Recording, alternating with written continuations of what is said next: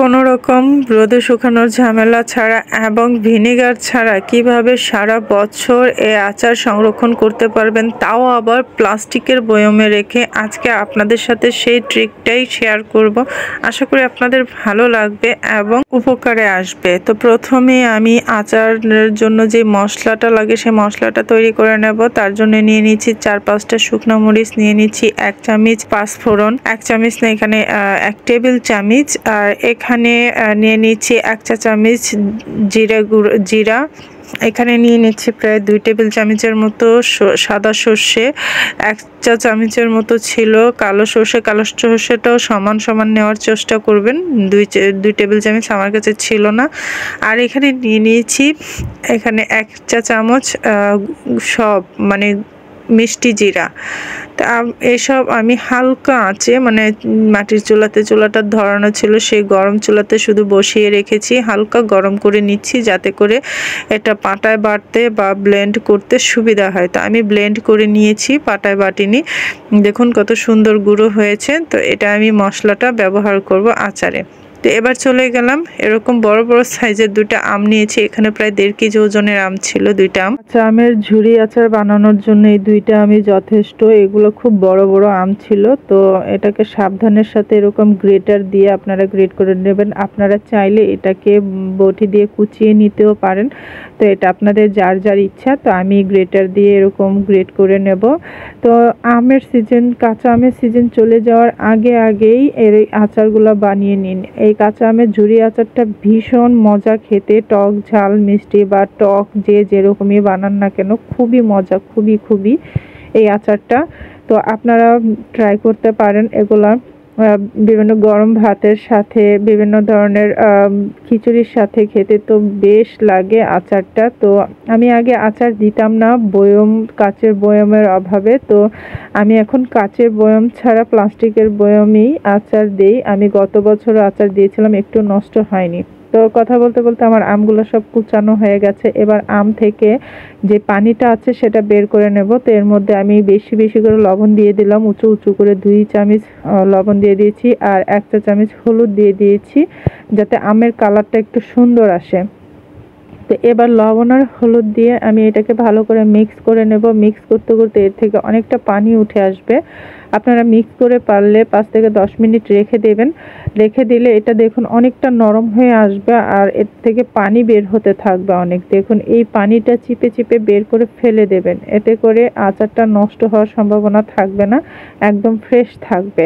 তো দেখুন এইভাবে করে একদম নিগড়ে পানিটা ফেলে দেবেন। আপনাদের কাছে যদি পাতলা সুতি কাপড় বা জালি জাতীয় কোনো কাপড় থাকে সেটা দিয়ে ভালো করে চিপে নেবেন। চিপে পানি যতটা সম্ভব একদম ফেলে দেবেন, একটু যেন পানিটা না থাকে। এই পানিটা ফেলানোর কারণে আমের অনেকটা টক ভাব চলে যাবে, আর আমটা নষ্ট হবে না, সারা বছর ভালো থাকতে সাহায্য করবে। তো দেখুন আমি এভাবে করে চিপে পানি ফেলে দিচ্ছি, কত পানি বের হচ্ছে আম থেকে। তো এরকম করে আমি সবগুলো পানি চিপে পানি ফেলে দেব।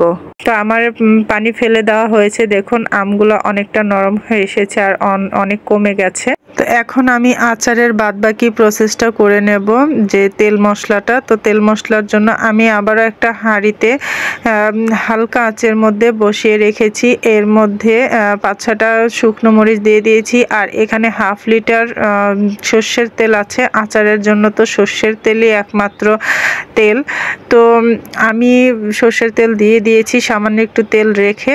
আর এখানে আমি 1 মুঠো রসুন নিয়েছি, এই রসুনগুলোকে হালকা থেতো করে নিয়েছি। থেতো করা রসুনগুলো এখন আমি তেলের মধ্যে দিয়ে দিচ্ছি। তেলটা আস্তে আস্তে গরম হবে, খুব বেশি গরম না, মিডিয়াম গরম হলেই হবে। তো এর মধ্যে আমি আবার 1 চামচ আস্ত সর্ষে দিয়ে দিচ্ছি। এটা অপশনাল, আপনারা দিতেও পারেন নাও দিতে পারেন, আমি দিয়ে দিলাম।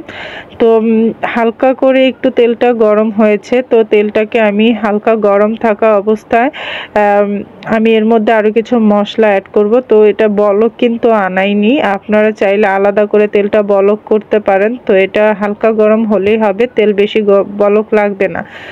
তো এখন আমি দিয়ে দিচ্ছি উঁচু করে 1 চা চামচ শুকনো মরিচের গুঁড়া, দিয়ে দিচ্ছি লবণ 1 চা চামচ উঁচু করে, আগে যেহেতু লবণ দেওয়া ছিল তাই এখন কম দিয়েছি। দিয়ে দিচ্ছি 1/2 চামচ হলুদের গুঁড়া। তো এগুলোকে আমি ভালো করে মিশিয়ে নিলাম। তো যেহেতু টক আচার, লবণের পরিমাণটা একটু বেশি দিবেন। তো এখন দিয়ে দিচ্ছি গুঁড়ো করে রাখা সেই আচারের মশলাটা, যেগুলো আগে করে রেখেছিলাম। তো এখান থেকে উঁচু উঁচু করে প্রায় বেশি অর্ধেকটা দিয়ে দিচ্ছি। তো বাকিটা আমি আবার আমের উপরে দিয়ে দেব যখন আমটা মিক্স করব, পুরোটাই ব্যবহার করব। তো এখন আমার এটা মেশানো হয়ে গেছে। এটা হালকা গরম থাকা অবস্থায় মশলাগুলো মিক্স করতে হবে, খুব বেশি গরমে দেওয়া চলবে না, ঠান্ডাতেও দেওয়া চলবে না। তো এখন আমি আমগুলো দিয়ে দিচ্ছি।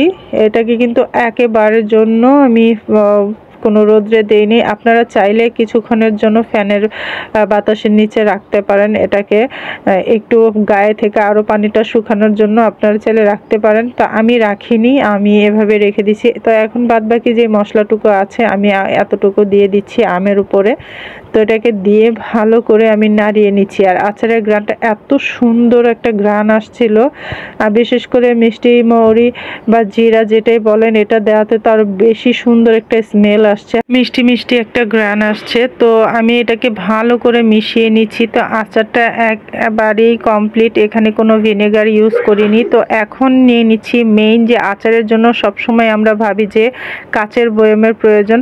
তো কাচের বয়ম ছাড়াও এরকম প্লাস্টিকের বয়মেই কিন্তু সারা বছর আচার রাখা যায়। তা আমার কোনো কাচের বয়ম নেই, আমি যত আচার আছে আমি প্লাস্টিকের বয়মেই রাখি, আর সারা বছর এগুলো ভালো থাকে।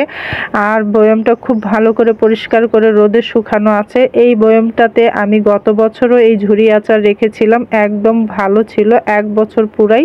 তো এবারও আমি সেই বয়মটাতেই রাখছি। তো এবার আমি আস্তে আস্তে বয়মটার ভিতরে ভরে নিচ্ছি। তবে হ্যাঁ, এটা খেয়াল রাখতে হবে যে বয়মে নেবেন সেগুলো যেন একদম শুকনো থাকে, খুব ভালো করে শুকানো থাকে, একটুও যেন ভিজা না থাকে, স্যাঁতস্যাঁতে না থাকে।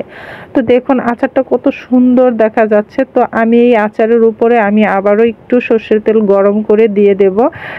সেই তেলটা একদম পুরোপুরি গরম করে হালকা একটু ঠান্ডা করে এর উপরে দিয়ে দেবো, কারণ আচার সবসময় তেলের নিচে ডুবানো থাকলে আচারগুলো ভালো থাকে, কখনোই নষ্ট হয় না। তো আমি আবারও তেল গরম করেছিলাম, তেল গরম করে আমি এখন আচারের উপরে দিয়ে দিচ্ছি যাতে আচারগুলো তেলের নিচে থাকে। তো আমি দুইটাতে দিয়ে দিচ্ছি আমার 1 বয়ম, আর তার চেয়ে একটু বেশি হয়েছিল, তো আমি আরেকটা প্লাস্টিকের বয়মও নিয়ে নিয়েছি। তো এভাবে করে আপনারা প্লাস্টিকের বয়মে রোদে শুকানোর ঝামেলা ছাড়া এবং ভিনেগার ছাড়া সারা বছর এই আচারটা সংরক্ষণ করতে পারবেন। ফ্রিজ ছাড়া এভাবেও প্রায় 2-4 মাস বাইরে থাকবে, আর ফ্রিজে রেখে দিলে তো কোনো কথাই নেই, 1 বছর পুরাই থাকবে। আচারের রেসিপিটা যদি আপনাদের বিন্দুমাত্র ভালো লেগে থাকে অবশ্যই একটা লাইক, শেয়ার, সাবস্ক্রাইব করে দেবেন।